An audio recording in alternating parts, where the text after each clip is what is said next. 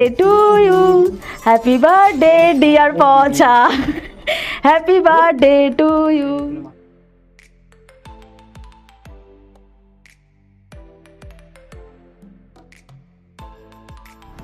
দেখো তোমাদের ব্লগারকে মারছি ধরে ভাই ধুম ধুম।